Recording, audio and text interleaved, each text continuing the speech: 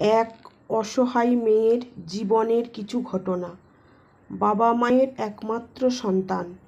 বাবার খুব আদরের মেয়ে ছিল। মাধ্যমিক পরীক্ষা দেওয়ার পর একটা ভালো ছেলের সাথে মেয়েটার বিয়ের যোগাযোগ হয়। বিয়ের দিন পর্যন্ত ঠিক হয়ে যায়।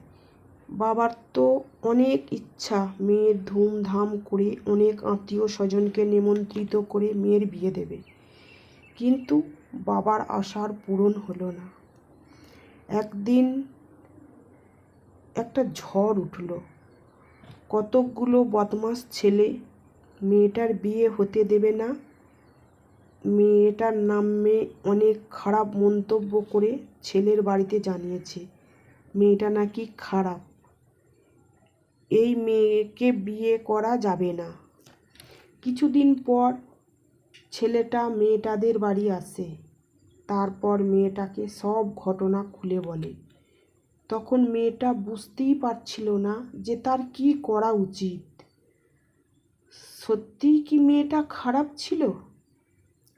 ছেলেটা মেয়েটাকে পরীক্ষা করার জন্য বলল, তুমি কি আমার সাথে যেতে পারবে আমার বাড়ি? মেয়েটা উত্তরে বলেছিল হ্যাঁ।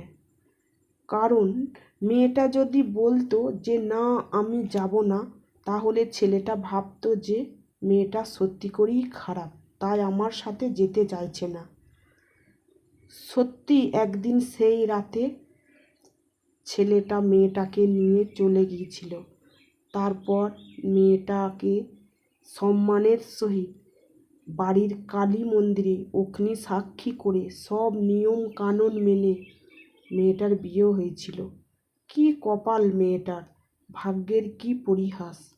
যার বিয়ে হওয়ার কথা ছিল নিজের বাড়ি থেকে, তার বিয়ে হলো শ্বশুর বাড়ি থেকে। এটা বাস্তবে শোনা যায়।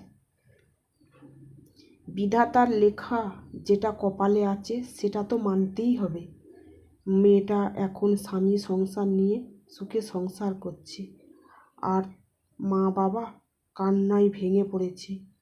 তার একমাত্র সন্তান, এটা কি হলো? যাই হোক, ভিডিওটা এই পর্যন্তই। ভিডিওটা যদি ভালো লেগে থাকে তো অবশ্যই মেয়েটাকে ছোট বোন বা দিদি ভেবে একটা লাইক করে দিও। সবাই ভালো থেকো। নমস্কার।